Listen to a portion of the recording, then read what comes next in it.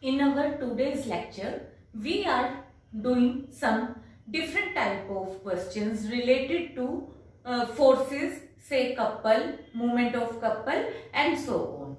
तो यहाँ पे जो ये क्वेश्चन है अब हमारे पास, इसकी स्टेटमेंट है forces P, 2P, 3P, 4P act along the sides AB, BC, CD, AD of a square. Reduce the system to a force at A and a force along BC. अभी तक जो हमने काम किया तो हमने क्या किया कि या तो सिस्टम ऑफ फोर्सेस जो दिया हुआ था हमने उसको सिंगल फोर्स में रिड्यूस किया, सिंगल कपल में रिड्यूस किया, या फिर हमने फोर्स प्लस कपल में रिड्यूस किया। इस बार हमारे को दो फोर्सेस में सिस्टम को रिड्यूस करना है। एक तो हमारे को कहा है कि reduce system to a force at A, तो ये हमने अब क्या किया, पहले ए बी सी डी एक स्क्वायर कंसीडर किया। ए बी को हमने एक्स एक्सिस लिया, ए डी को हमने वाई एक्सिस की तरीके से ट्रीट किया, ए को हमने ओरिजिन की तरीके से कंसीडर कर लिया। अब हमारे को कहा है एक तो फोर्स ए पे चाहिए, तो इस वजह से हमने ए पे एक फोर्स आर शो कर दी, क्योंकि जो भी फोर्स है वो हमने कह दिया कि से कोई एक फोर्स में रिड्यूस होना है, तो उस फोर्स का नाम हमने आर कह दिया।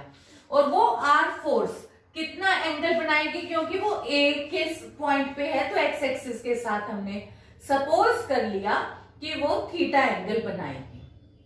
और दूसरी फोर्स हमारे को कहा है at a force along BC। तो अब मैंने क्या किया, BC साइड के अलोंग एक फोर्स और कंसीडर कर ली, उसका नाम दे दिया से F। तो अब मेरे पास अब सिस्टम में हो गया क्या कि मेरे को गिवन क्या है, P, 2P, 3P और 4P, ये चार फोर्सेस हैं और मुझे रिड्यूस किस में करना है, R making an angle theta with x axis and F इसमें ब्रेक करना है। तो इसके लिए अब मैंने क्या किया, सबसे पहले कि जब मैं रिजोल्व पार्ट ऑफ ये चार फोर्सेस का रिजोल्व पार्ट लूंगी तो यानी कि वो किसके इक्वल होना चाहिए, वो इन दो फोर्सेस के इक्वल होना चाहिए, एक्स एक्सिस के अलोंग भी, वाई एक्सिस के अलोंग भी। तो सबसे पहले मैंने यही काम किया। सबसे पहले मैंने जो मुझे आंसर में चाहिए, आंसर में मुझे आर और एफ चाहिए, तो वो मैंने कंसीडर किया हुआ थीटा एंगल बनाता है विद एक्स एक्सिस, तो मैंने यहां लिया R cos theta plus F cos 90 degree is equal to, अब ये जो गिवन फोर्सेस है, पी फोर्स कितना एंगल बना रही है, ऑब्वियसली 0, 2p बना रही है 90, 3p बना रही है 180, और क्योंकि 4p की डायरेक्शन देखो इसी तरफ दी हुई है तो ये भी 90 डिग्री बनाएगी। हमने कैलकुलेशन वर्क कर लिया, 90 वगैरह की वैल्यू पुट करी, तो यहां से अपने पास रिजल्ट आ गया सोल्व करने के बाद, r cos theta is equal to -2p। ठीक है, अब इसी तरीके से बिल्कुल यही same sine sine sine sine put करा और रिजोल्व अलोंग वाई एक्सिस ले लिया। तो अब यहां से अपने पास क्या आ गया, r साइन थीटा प्लस, क्योंकि f साइन 90 की वजह से यहाँ f भी आ गया, बाकी ये कैलकुलेशन करी तो ये result is equal to 6p आ गया। अब दोबारा से आ जाओ। अब देखो जो हमारे पास अपने को पता है कि जो फोर्सेस चाहे अलग से दी हो चाहे रिजल्टेंट फोर्सेस हो, उनका मूवमेंट सेम ही होता है, ये भी हम काम कर चुके हैं। तो इसका मतलब अपने पास जो ये चार फोर्सेस दी हुई हैं, चाहे हम इनका मूवमेंट ले लें और चाहे इन दो फोर्सेस का मूवमेंट ले लें, वो इक्वल होना चाहिए। तो अब मैंने क्या किया, मैंने मूवमेंट अबाउट ए कंसीडर किया।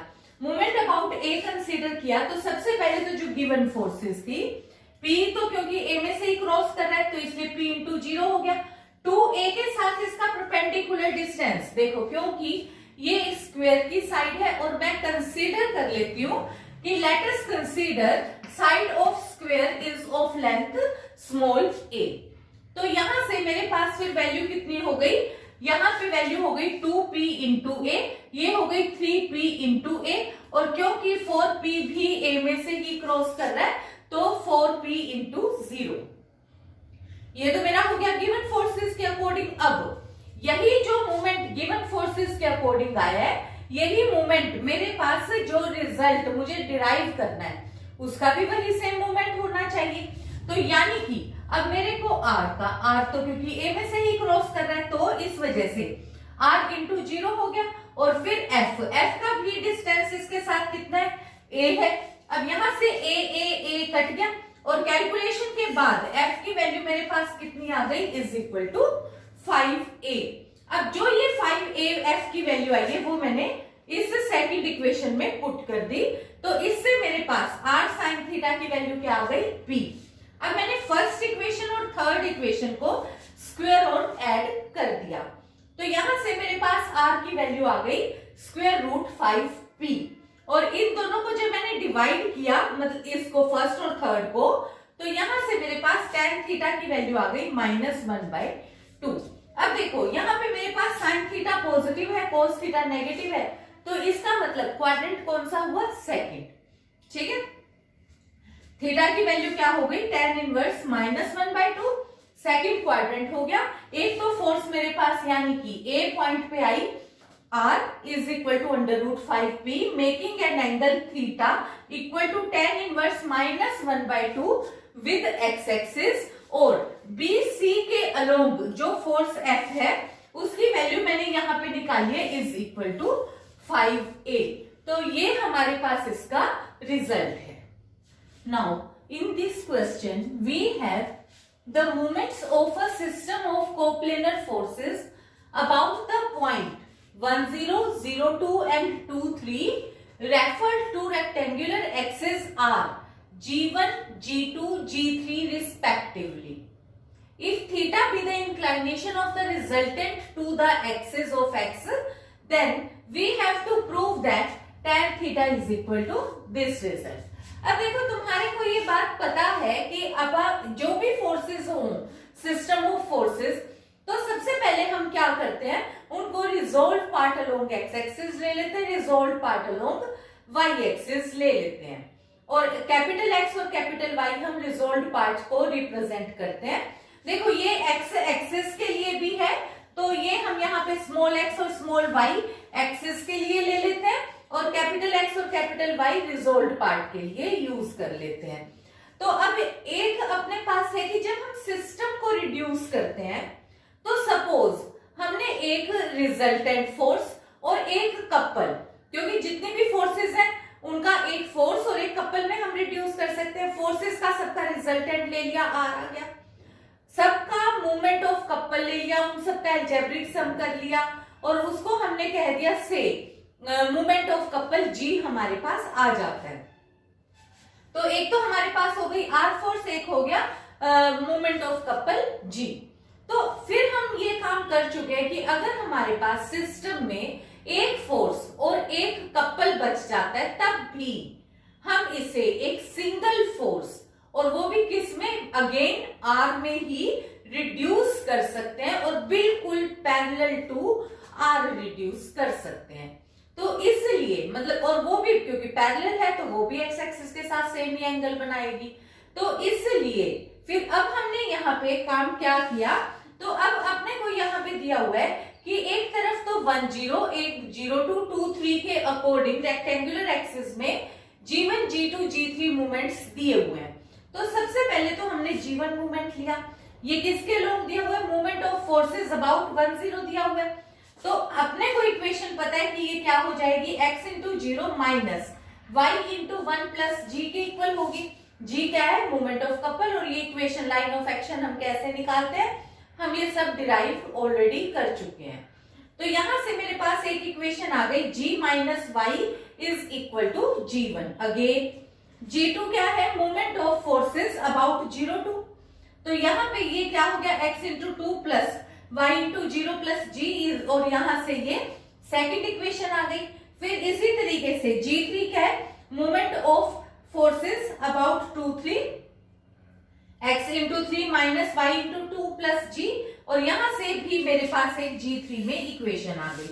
अब 1, 2 और 3 इक्वेशन में, क्योंकि फिर मैंने आंसर देखा तो tan थीटा में मेरे से पूछा हुआ है, tan थीटा मुझे पता है कि y ओवर x के अकॉर्डिंग होता है, where x and y be the sum of resolved part, और मुझे पता है tan थीटा किसके इक्वल होता है, capital Y over capital X. तो यहां से मेरे को कैपिटल एक्स और कैपिटल वाई की वैल्यू चाहिए। आंसर में मैंने देखा तो आंसर है G1, G2, G3 में, यानी कि आंसर में G नहीं है। तो इसलिए मैंने इन तीनों इक्वेशंस से पहले G को हटा दिया। दो इक्वेशंस यूज करी, G हट गया, फिर इन दो को यूज किया, G हटा दिया। तो मेरे पास यहाँ एक एक्स वाई G2, G1 में इक्वेशन आ गई, एक एक्स वाई G3, G2 में इक्वेशन आ गई, यानी कि अब मेरे पास एक्स और वाई में इक्वेशंस आ गई। अब मैंने इनको सोल्व कर लिया, तो यहां से मेरे पास एक एक्स की वैल्यू आ गई, एक वाई की वैल्यू आ गई। फिर मैंने यहां से tan थीटा निकाला, कैसे, y अपॉन एक्स करके। फिर यहाँ पे जैसे रिजल्ट था बस मैंने सिंपल डिवाइड किया, पर आंसर में क्योंकि G1 पहले था तो मैंने ऊपर से भी नेगेटिव नीचे से भी नेगेटिव कॉमन ले लिया, and this is our result. Again in this question we have the moment of a system of coplanar forces about the point 2, 0, 0, 2 and 2, 2. Referred to rectangular axes are 3, 4 and 10 respectively, and we have to find the magnitude of resultant forces and prove that it act along the line। यानी कि हमें एक तो line of action निकालना है, एक हमें resultant निकालना है। अब जैसे हमने लास्ट आर्टिकल टाइप क्वेश्चन किया था, तो बिल्कुल हमने उसी की तरीके से एक्स एक्सिस और वाई एक्सिस कंसीडर किया, और उसके ऊपर कैपिटल एक्स और कैपिटल वाई हमने resolve part of system of forces about X axis and Y axis से रिप्रेजेंट किया। फिर अगेन हमें पता है कि जितनी भी सिस्टम ऑफ फोर्सेस होती हैं वो जाके के एक फोर्स और एक कपल में बच जाती है। तो और जो फोर्स बचती भी है तो फोर्स और कपल वो भी एक जाके फिर से कंबाइन हो जाता है, रिजल्टेंट जिसका होता है is equal to again equal to R और पैरेलल टू आर। तो ये जो अपने पास यहां से जो ये रिजल्टेंट फोर्स आई है एक्स और वाई के अकॉर्डिंग, सारी फोर्सेस के अकॉर्डिंग, और कपल बचा, ये फिर से आर के ही पैरेलल एक फोर्स बच जाती है सिस्टम में रिजोल्व होके। तो अब हमने फिर से यहाँ पे क्या किया, सबसे पहले तो मोमेंट ऑफ फोर्स अबाउट 2, 0 लिया। पहले G1, G2, G3 दिया हुआ था, इस बार 3, 4 और 10 दिया हुआ है। बिल्कुल उसी तरीके से x into 0 minus Y into 2 plus G, एक इक्वेशन आ गई। फिर हमारे पास ये सेकंड इक्वेशन आ गई, फिर हमारे पास थर्ड वन आ गई। इन तीनों को सोल्व करके हमने यहां से, क्योंकि तीन इक्वेशन, तीन अननोन x, y और g, तीनों की वैल्यू फाइंड आउट कर ली। तो यहां से हमारे पास y की वैल्यू आई -3, x की वैल्यू आ गई 7/2 और g की वैल्यू आ गई -3। अब देखो मुझे निकालना क्या है, रिजल्टेंट फोर्स भी निकालना है, और रिजल्टेंट मुझे पता है किसके इक्वल होता है, x² plus y² square root के। तो इस बार मैंने क्या किया, x और y की वैल्यू निकाल दी थी, उनको स्क्वायर और ऐड किया, तो यहां से मेरे पास रिजल्टेंट फोर्स आ जाएगी √85/4। अब दोबारा से फिर मुझे लाइन ऑफ एक्शन भी शो करना है। लाइन ऑफ एक्शन मुझे पता है कि x into capital Y minus y into X is equal to G होता है। यहां से मैं g की भी वैल्यू निकाल चुकी हूँ, तो ये वाली वैल्यू जो मैंने सब्स्टिट्यूट करी है यहाँ से, क्योंकि x की वैल्यू 7/2 है, तो 3 वहां जाकर ये रिजल्ट है अपने पास। कुछ इस तरीके की इक्वेशन आ गई, 6x plus 7y is equal to 6. So this was all about couples. Thank you.